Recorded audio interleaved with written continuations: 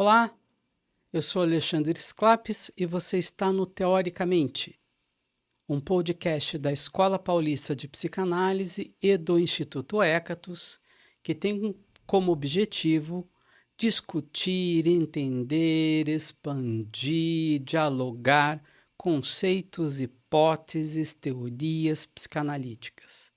E no episódio de hoje nós vamos discutir a pergunta: psicanálise cura? E para essa discussão, eu tenho aqui comigo Patrícia de Pádua, que é minha colega do Instituto Hécatos e facilitadora do programa de formação em psicanálise. E direto de Sobral, no Ceará, nós temos o meu queridíssimo Fábio Cipaúba, Cipá, mais conhecido como Cipá, que aqui no Instituto coordena um grupo chamado Café com Clarice, que se dedica ao estudo da obra de Clarice Lispector, e idealizador da comunidade do Instagram na linha bioniana. Todos sejam muito bem-vindos. Obrigada, Alê. Muito obrigado, Ale. Psicanálise cura? Do que, né? Do que a gente tá falando, né? Bom, a gente tava vendo uma sequência, né? Pensando sobre o que é. Começamos com a pergunta o que é psicanálise. Depois a diferença, a gente pensando da psiquiatria, psicologia e psicanálise. E agora sobre cura. Se psicanálise cura. A psicanálise que eu pratico não se dedica a isso. Não penso sobre isso. Porque curar o quê que a gente está falando, né? Se a gente fala de cura, a gente está falando que tem alguma coisa que está mal. Tem uma doença. Tem uma doença, tem algo que está mal. Já conversando aqui, a gente viu que tem algumas áreas, algumas escolas psicanalíticas que pensam numa psicopatologia. Mas mesmo nessas, e eu vou pegar, por exemplo, essa ideia de psicopatologia que veio com o Freud. Até mesmo o Freud, ele começou a ideia de que poderia haver uma cura e chegou um momento, Rapidinho. um momento assim, que ele falou assim, não, se um indivíduo for capaz de amar e trabalhar, tá ok, né? Ele abandona essa ideia. Eu nunca vi falar lá nenhum caso clínico, nem nada que fala, curou um neurótico, deixou de ser neurótico, ou sei lá, qual outro nome que ele dava para isso. Já em 1895, estudos sobre histeria, e seguindo ali até 1900, ele diz assim, a psicanálise não tem nenhum compromisso com sintoma. Com sintoma. Então, assim, essa ideia da psicanálise que cura, curar de ser você mesmo, de sentir o que você sente, né? Eu passo aí para você, então deixo para vocês, depois a gente volta conversando. Ah, é muito interessante, né, a questão da psicanálise cura, porque para mim eu sinto uma necessidade de poder assim limpar a área ao redor da palavra cura, que é assim, o que que a gente está falando quando a gente diz cura, né? Cura do ponto de vista médico, cura do ponto de vista dos curandeiros, assim, o que que é isso? Que palavra é essa, né? Cura do ponto de vista do queijo, queijo E, curado. Vai e, maturar. inclusive, há discussões psicanalíticas em que diz que a psicanálise cura, mas cura do ponto de vista da cura do queijo, né? Então, assim, essa necessidade de que cura nós estamos falando quando a gente está falando de psicanálise cura? E uma outra coisa que eu pensei assim, essa pergunta, a psicanálise cura, sendo respondida aqui por nós, que somos pessoas que, dentre as muitas coisas que fazemos na vida, também temos uma tarefa como psicanalistas, um ofício como psicanalistas, e essa pergunta é feita para pacientes, né? Uhum. Então, para o paciente, psicanálise cura, né? E aí, dito isso, é, eu, eu vou frisar que eu estou respondendo aqui desse lugar de alguém que, que apesar de ser paciente, também tem um ofício de analista. E assim, ah, como analista, eu gosto dessa coisa que a Patrícia traz, que assim, na fala dela, que é a psicanálise que eu pratico não se dedica a isso, né? Eu achei muito interessante porque, assim, pode ser que de quebra isso aconteça, porque daí eu posso, digamos assim, atender a uma expectativa do paciente, no sentido assim, aí a psicanálise me curou do medo que eu tinha. Sei lá o que é que o paciente está dizendo quando ele diz isso, né? Mas ele sentiu uma coisa a partir dessa vivência dele da psicanálise, que é assim, e daí eu passei a ter mais coragem a usar meu medo de outra forma. E isso, para mim, para o paciente, por exemplo, né, lá, para ele pode dizer assim, isso para mim foi cura, né? E, e daí tá. Mas eu acho que é importante essa fala da Patrícia, que é assim, isso não é. E aí eu penso que quando a gente está falando dessa cura, já da Patrícia, quando ela traz isso, a gente está falando de cura do ponto de vista do modelo médico. Então, assim, para mim, de jeito nenhum. Eu entendo a ideia de cura vinda do modelo médico, mas eu penso que a própria palavra cura, ela obscurece aquilo que é, digamos assim, o foco da tarefa psicanalítica dentro dessa psicanálise que a gente está discutindo no episódio que é psicanálise, no episódio as diferenças entre psicanálise, psicologia e psiquiatria.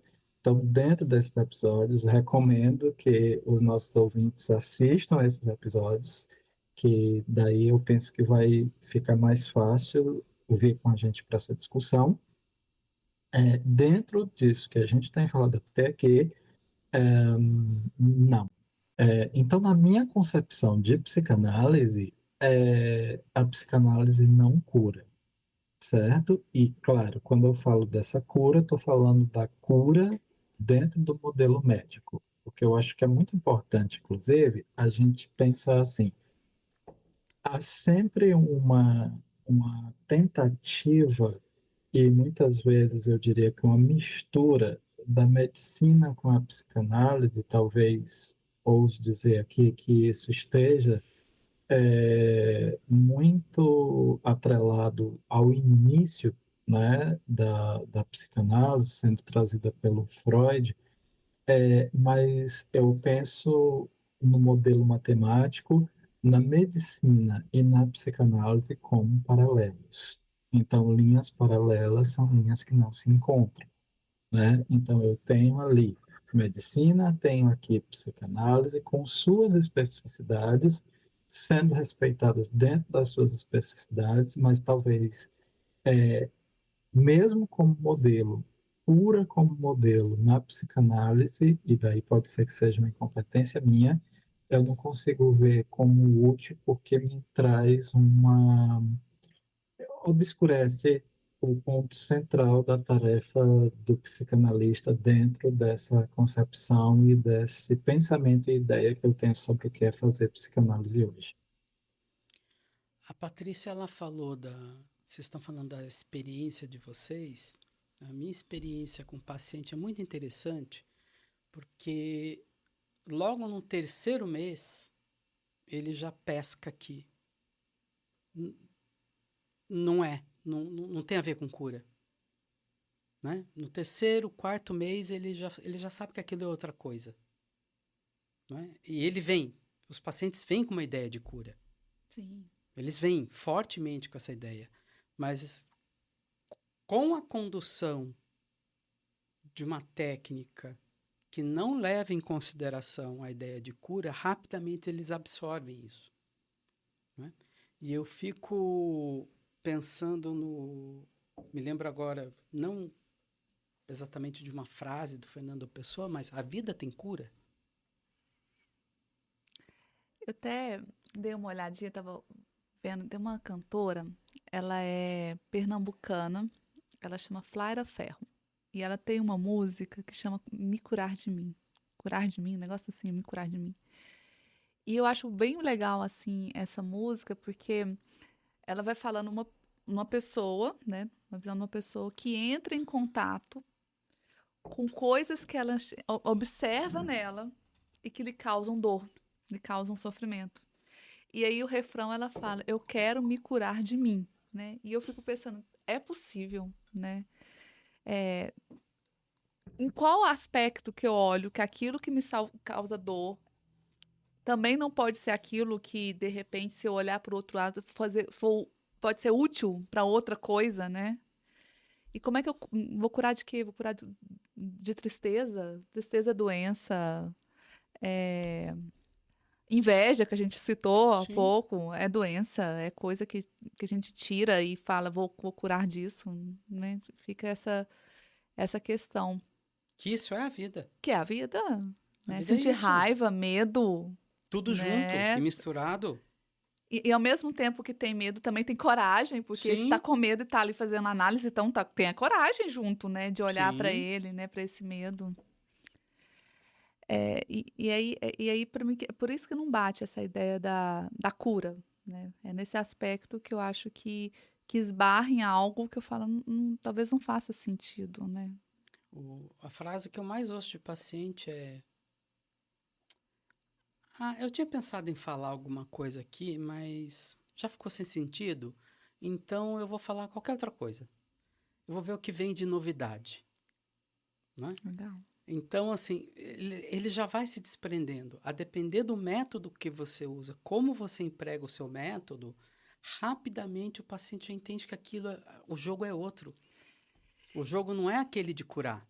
E eu acho que essa ideia da cura também vem de uma, que a gente estava conversando também, que tem uma fantasia, né? Tem uma questão, ou seja, todo mundo tem uma ideia de que Uhum. pode ser a psicanálise, né? Ou de ouvir falar, ou quantas vezes, né? Seriados de televisão, Sim, né? Filmes. Então tem uma ideia aí e o paciente chega com essa ideia, né? Com essa fantasia de que vai parar de sofrer, né? Sofrer de sentir dor, né? Porque também estamos numa sociedade que ninguém pode ficar triste, de sentir jeito dor. nenhum. Imagina, uma sociedade que a gente fala, editada, né? Eu só mostro os melhores momentos, os melhores ângulos. E tem uma coisa ética profunda nisso, né? Se eu falo de uma psicanálise de cura, eu estou falando de uma psicanálise antipaciente. O que você tem não deveria estar aí, né? Então, se torna uma coisa antipaciente. Moral, né? Fica moral. Ahn, eu agora queria chamar um pouquinho também a Clarice Lispector para essa conversa, quando ela escreve algo que é muito citado, que está aí como frase do Instagram, e que realmente é uma beleza, mas tem uma riqueza tão grande nisso que ela diz que é muito importante que a gente possa pensar quando ela fala, né? Até cortar os próprios defeitos pode ser perigoso. Nunca se sabe qual é o defeito que sustenta nosso edifício inteiro. Então, tá, eu quero me curar de mim, como diz a letra da música, que é inclusive uma música muito bacana. Muito linda. Assim, me curar de mim, eu pensei aqui, é me curar da necessidade de ter de me curar, né? Uhum. Poder fazer esse trocadilho, né? Eu acho que na análise, e aí eu já falo da experiência como paciente agora, de onde eu vejo é assim, a gente vai se curando da ideia de se curar, porque daí a gente vai aprendendo da experiência na análise com o nosso analista, com as situações que ocorrem ali, como a gente vivencia isso, que é possível sentir o que a gente sente, né? Que é possível albergar, né? Pensamentos que às vezes são tão contraditórios se a gente olhar eles do ponto de vista social, do ponto de vista cultural, do ponto de vista lógico, do ponto de vista racional, mas que, do ponto de vista psicanalítico, por exemplo, tem um albergue para isso. Há uma possibilidade de poderem ser pensados, de poderem ser ditos e de da gente se surpreender também com essa nossa capacidade, porque muitas vezes, ao longo desse tempo, na minha análise pessoal, tem momentos que eu falo uma coisa e aquela pessoa que está ali me ouvindo diz assim, Fábio, mas também pode ser porque você não quer isso. E aí é só isso que é dito, não é nada mais que isso. E às vezes eu paro e penso assim, sim. E esse sim me encontra com a parte de mim que diz assim, anda, deixa eu ligar aqui um ventilador para esfriar um pouquinho as coisas. E aí aquilo pode ser pensado, aquilo pode ser sentido, aquilo pode ser ouvido por uma outra parte minha que até então não conseguia dar conta daquela situação. Então, talvez a psicanálise cura da ideia de cura. Eu fico pensando num encontro com um analista que pensa em cura. O quanto é triste esse encontro. Porque se você, como paciente, não se aceita, é uma questão. Se você não gosta da sua vida, é uma questão. Agora, você ter diante de você uma pessoa que não te aceita, porque acha que você tem que ser diferente daquilo que você é, isso é muito triste. O que a psicanálise pode oferecer é justamente um encontro que respeite você, como você é, com as liberdades que você tem, inclusive de não se gostar de si. Agora, se o analista trabalha com a ideia de cura, ele não aceita o paciente. Que tipo de encontro é esse? Que tipo de analista é esse que não aceita essa pessoa que está na frente dele? Isso é uma questão ética. Ética profunda. Não é? Eu respeito que você não goste de si você. Eu respeito que você não goste da vida que você leva. Eu respeito tudo isso. Mas eu aceito você como você é. E a partir daqui a gente pode pensar. Senão, não tem esse espaço.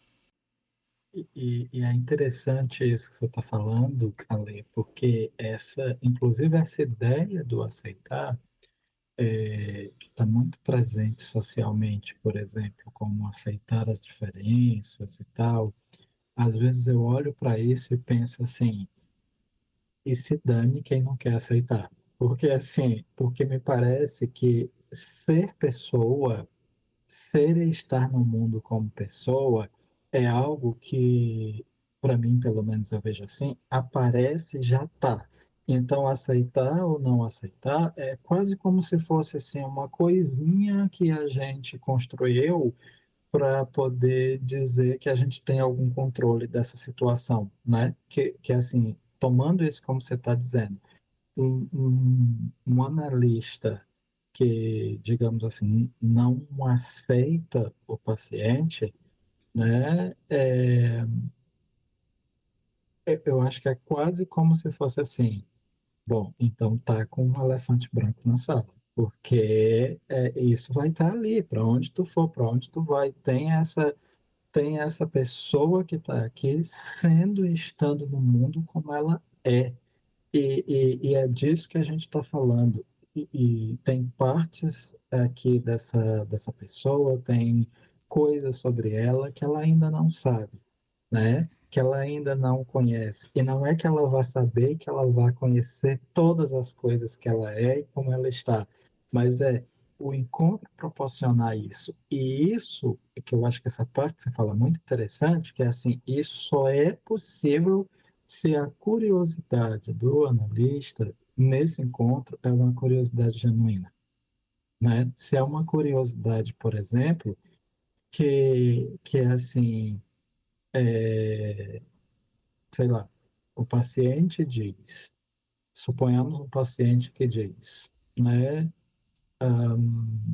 Sou infeliz. Que esse analista que escuta isso possa pensar, que interessante.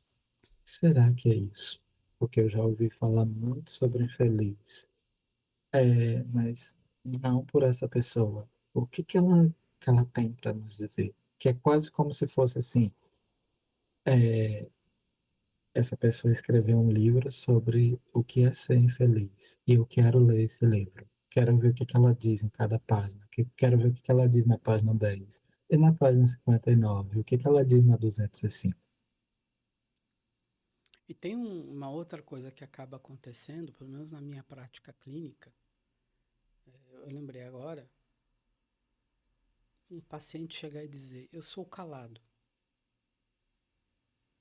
E eu dizer para a pessoa, desculpa, eu não conhecia esse paciente. Você precisa trazer ele para cá, porque eu nunca vi. Este eu nunca vi. É, E poder apresentar isso para ele. Né? Olha, você está me trazendo uma visão de si mesmo que eu não presenciei. Pode ser que você seja calado. E qual é o problema? Mas só estou te comunicando que eu nunca vi esse paciente. Ele nunca apareceu aqui. e é interessante, né? Porque às vezes o paciente ele tá vendo alguma coisa em relação a ele e a gente tá vendo outra coisa completamente Exatamente. diferente. Ele tá falando de medo, a gente tá vendo coragem, por exemplo, Exato. né? E tem uma coisa também, né, que eu fiquei pensando. Que a gente estava conversando um pouco aqui no Os intervalo, né, nos batidores. bastidores, é quando a gente tem aquela visão. Quem disse que, entre aspas, esse sintoma, essa coisa é patológica que a gente está falando, não é um dom, né? Sim. Quem disse que não pode ser um dom? A pessoa só não sabe usar. Só não sabe usar. Ela só não entendeu como que usa aquilo da melhor forma para ela. Não viu um outro vértice, né? Às vezes Sim. ela tá vendo uma dor ali que, na verdade, bom, Ela só sabe fazer ovo frito. É só ensinar, olha, dá para ser cozido, dá você para virar, sabia que dá para fazer dá para outras fazer coisas com cozido, ovo, né? não é? Não tem problema nenhum o ovo. Uhum. O problema é a falta de repertório, porque a É. falta de repertório leva à falta de liberdade. Esse é o ponto, não é? Vocês falando sobre isso, eu lembrei que uma vez eu estava dirigindo, né, o carro e tal, e, e é muito interessante porque quando eu estou dirigindo, eu tenho um problema seríssimo. Eu só sei dirigir na estrada em alta velocidade. E eu ia aqui, e um colega tinha pedido uma carona, aí ele, Hashtag tava- fica a dica. de repente, de repente ele olha para mim, não, eu digo, eu começo dizendo, né? É um colega assim, desde a adolescência, que eu conheço e assim tenho liberdade para conversar com ele muita coisa. E aí eu dizia assim, sabe que às vezes eu fico pensando assim, é muito fácil a gente dar fim na vida, porque nisso aqui basta não diminuir a velocidade nessa curva. E ele olha para mim chorando e eu disse assim, ai meu Deus, eu disse não, pensei comigo, fez algo muito errado agora. E aí ele olha para mim e diz assim, nossa, eu pensei que era só eu que sentia isso. E aí eu perguntei assim, isso o quê? Que a vida é sempre pelo fio. Às vezes eu estou dirigindo e me vem uma coisa que é assim, bom, se eu me jogasse nesse rio, se eu não diminuísse a velocidade, e naquele momento nós dois conversávamos e dizia assim, só quem sente isso sabe o que é viver. Porque é nesse momento que a gente diminui a velocidade porque a gente considera a vida mais interessante, né? Mas veja que interessante isso que eu estou falando, para poder mostrar assim que isso poderia ser uma situação de análise, mas dependendo de onde um analista está escutando isso, isso pode ser motivo já para ligar com a família e dizer, olha, vocês tenham cuidado com fulano, porque eu acho que ele está pensando em se matar. Uhum. Uhum. Como se a gente não tomasse todo dia a decisão de continuar vivo. E essa é uma pergunta de ouro. Por que tu continua vivo? E pode ser pensada, Uhum. né? Por que você continua vivo? E não tem problema nenhum pensar nisso, né? Porque é o exercício da liberdade. Ela está escolhendo. O que ela precisa descobrir é o que ela está escolhendo. Que talvez às vezes não está claro para ela o que ela está escolhendo. E talvez aí a psicanálise cure, e aí eu vou colocar aspas nisso, que é assim, por exemplo, nessa situação com esse colega, eu pensei assim, me pareceu, na ocasião, que foi muito importante para ele saber que uma outra pessoa sentiu uma coisa que ele entendeu como parecido com o que ele sentiu. Uhum. Que é aquilo que a gente falava nos bastidores, né? O enlouquecedor da coisa é assim, é que você pensa algo que se diferencia socialmente, culturalmente, daquilo que a maioria das pessoas decidiram que é o correto pensar, que é o correto fazer, e daí é como se só houvesse um caminho, que é assim, ou você resolve, ou então tem que acontecer outra coisa, porque diferente tu não pode ficar. E aí entra no que a gente estava falando, né? Sobre esse encontro com paciente, analista ser um espaço único, né? Um encontro único onde você pode trazer coisas que você não vai levar para o social. Não. Porque o social talvez vai fugir do senso comum. Você não vai levar para a família, você não vai levar para a mãe, você não vai levar para o marido, você não vai levar para a namorada. O único espaço é ali. E aí tem que ter esse espaço muito respeitoso, né? Porque quando a gente fala, você falou da escuta, né?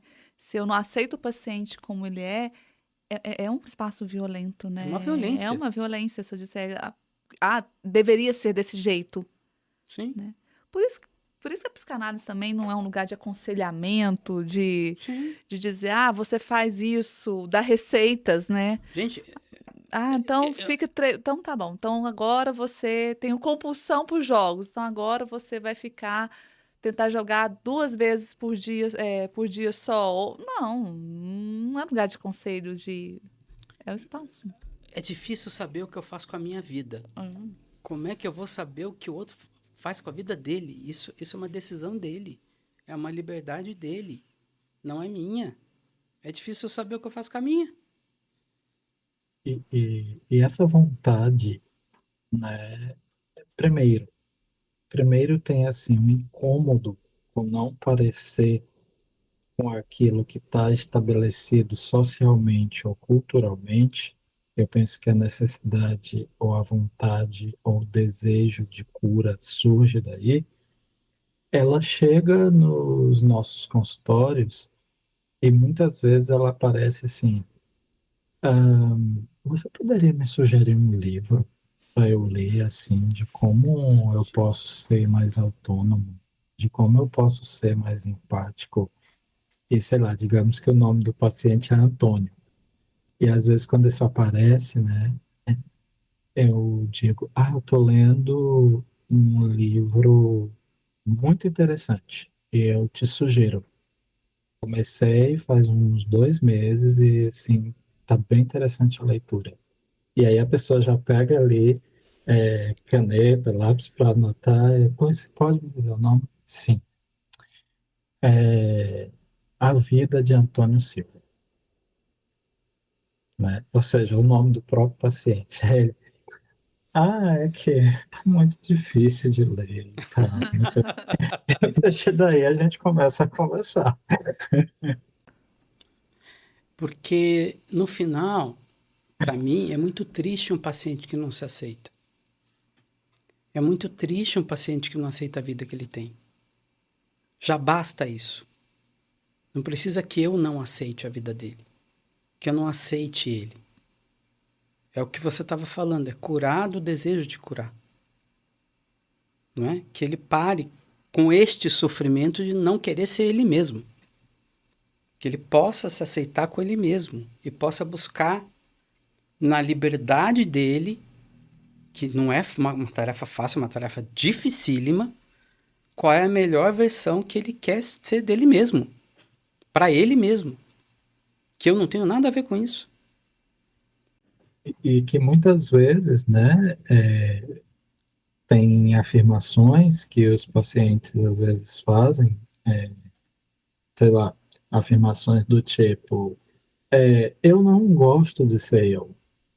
E aí, às vezes eu pergunto coisa do tipo, você não gosta de ser você mesmo me gera pelo menos duas questões. Uma é quem é você? E a segunda é quantas coisas na vida você já fez sem gostar? E aí, quando começamos a ver essa segunda questão, aí a pessoa diz, eu já fiz isso, já fiz sem gostar, não sei o quê. E eu disse, nossa, que interessante. E quando isso é sobre você, você escuta o que você está dizendo, você não gosta de ser você, né? Então, assim, esse lugar de poder pensar, e muitas vezes na resposta, quem é você, acaba assim, geralmente acaba numa coisa que assim, eu preciso pensar mais sobre isso. Sim.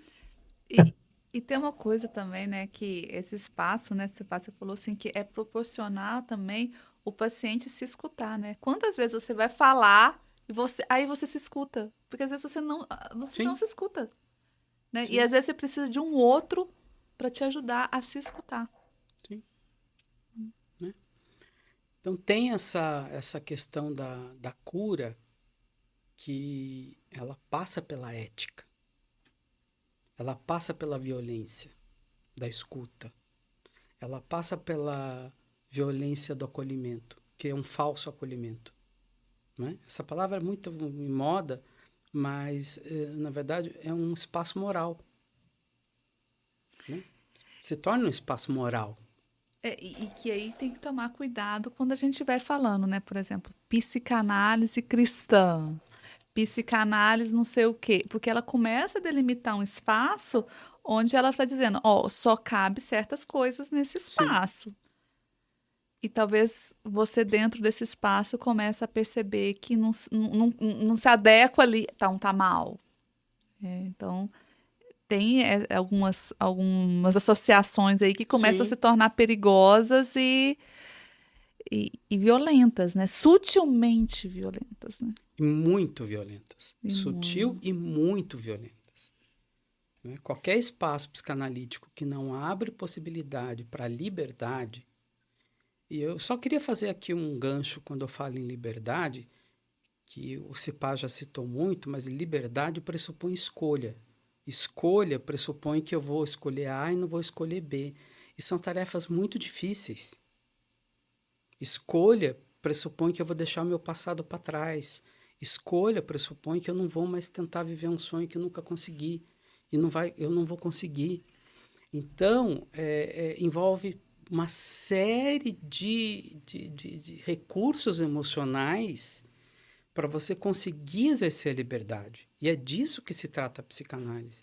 E essa questão da escolha, né? Quando você abre e fala assim, eu vou escolher tal e vou deixar o outro tá pressionando. O que você deixou continua te pressionando, né? Sim, tá ali. Continua pressionando. Então, assim, tem essa questão que não tem a cura, né? Porque parece assim, escolhi, ai, alívio, Acabou. acabou. Não. Acabou, vamos seguir, vamos ser. Não. Tem um luto.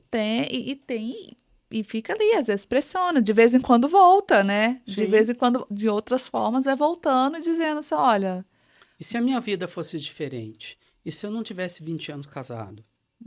E se eu me separasse agora? Será que eu quero ficar com essa pessoa o resto da vida? É essa aqui que eu quero? Ou seja, é poder pensar e poder decidir, né? E aí exercer a liberdade. E é muito difícil ser livre.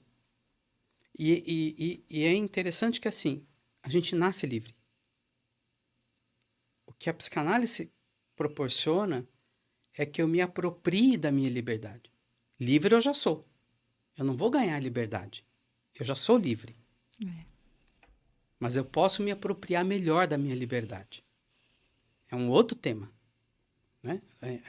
A liberdade é inescapável.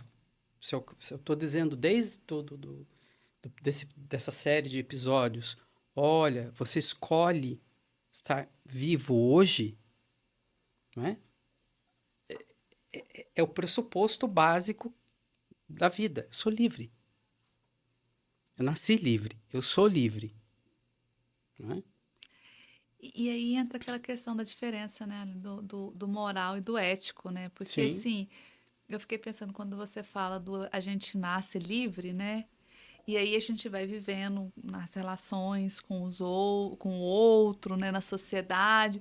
Então a gente parece que vai tolhindo um pouco essa liberdade, que começa a ter um peso moral, sim, né, dentro do social.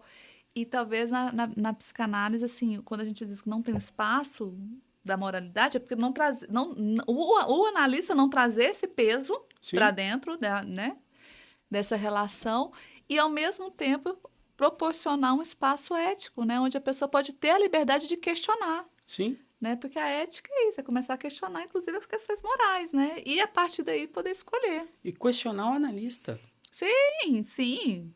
não é?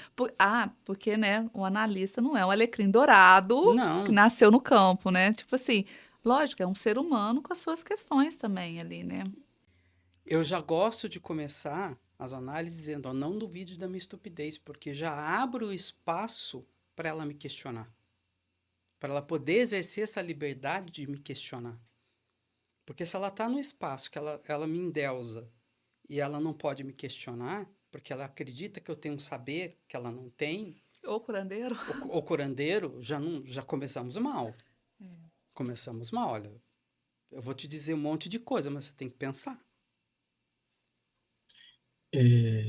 Eu pensando sobre isso, né, que nós estamos tratando até esse ponto aqui do episódio, eu fiquei aqui pensando duas coisas. Uma delas é assim, e sim, e o paciente pode pensar que a psicanálise cura.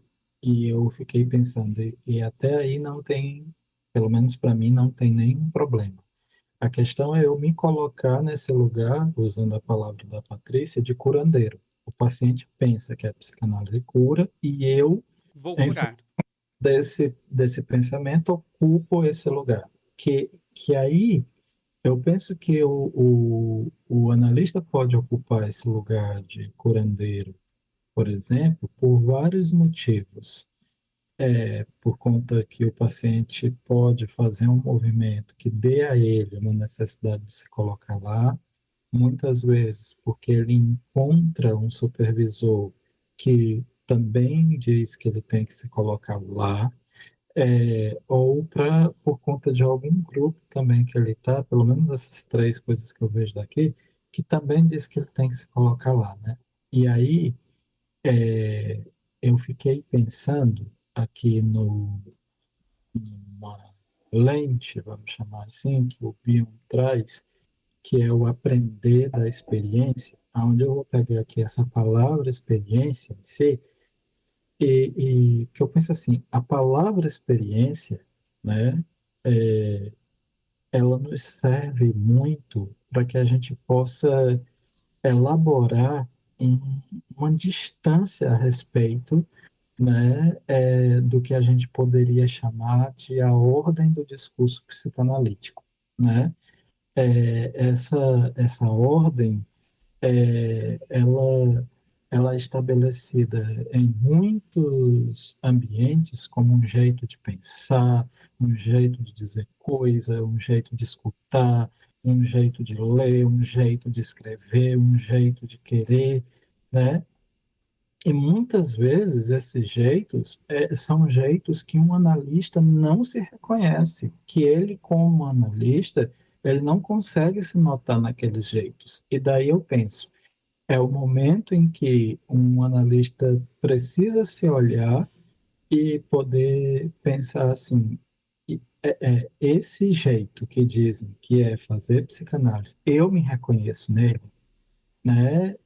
É o meu jeito, é o jeito como eu faço, se aproxima daquilo que, assim, tudo isso que a gente está falando até aqui, para mim, pelo menos, só faz sentido se a gente puder pensar sobre como nós estamos sendo analista, né? Uma conversa sobre como estamos sendo, como, falando um pouquinho com o analista nesse momento. Por quê? Porque se a gente pensa a psicanálise como algo imposto para nós, um jeito de pensar, um jeito de fazer, um jeito de dizer, muito provavelmente a gente também vai curar o paciente, mostrando para esse paciente como ele tem que fazer, como ele tem que ser, como ele. Por quê? Porque a gente não vivencia essa experiência, ou na nossa análise, ou na nossa instituição, ou na relação com nossos pares, da nossa experiência ser considerada como uma experiência válida, como um jeito de poder ser e estar no mundo.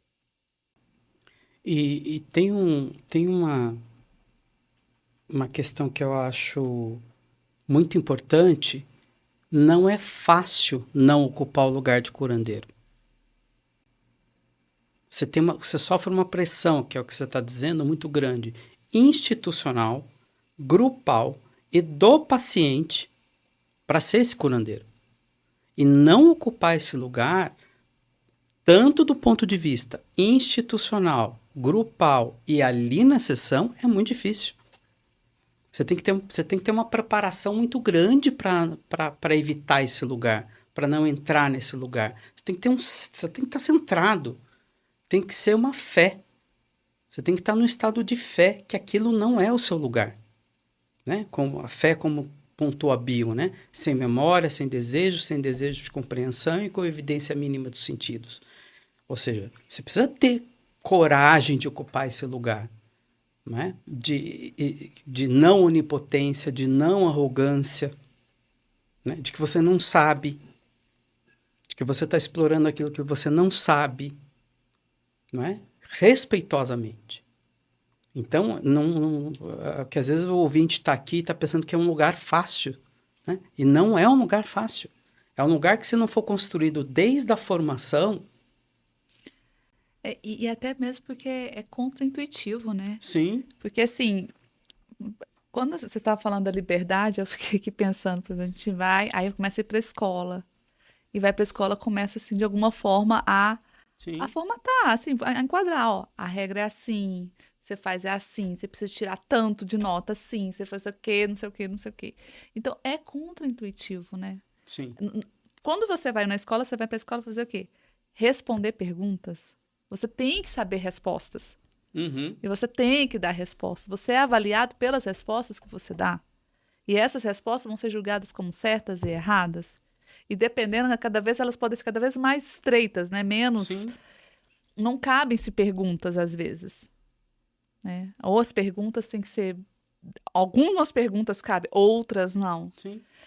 Então é a vida inteira, né? E de repente é contraintuitivo. A gente propõe uma coisa contra a maré, né? E o paciente, às vezes, pressiona o tempo todo por resposta. Sim.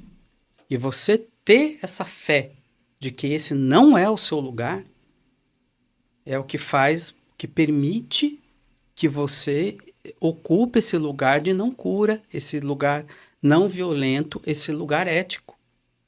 Né? As recomendações do Bion sobre uma mente de fé, sem memória, sem desejo de compreensão e com evidência mínimas do sentido, é um espaço ético, acima de tudo. É a criação de um espaço mental e no consultório ético. E aí eu tô pensando já, assim, quando ele fala, né, que quando ele tá... Às vezes, que o perigo é quando o analista tá muito cansado, né? Uhum. E principalmente cansado, assim, desse exercício. Ele tá cansado, corre-se o risco de colocar uma teoria, né? Ali. Interpretar como uma teoria. Mas peraí, que esse aí já é o próximo episódio. Tô dando spoiler. Esse é o próximo episódio. Gente, esse foi o episódio de hoje. Aguarde o próximo episódio que a gente vai falar um pouquinho sobre isso, o lugar da teoria na mente do analista, que é o título desse podcast, teoricamente. A gente se vê no próximo episódio. Muito obrigado, Patrícia. Muito obrigado, Obrigada, Cepá. Ale. Obrigada, Cepá. Até o próximo episódio. Obrigado à companhia dos colegas.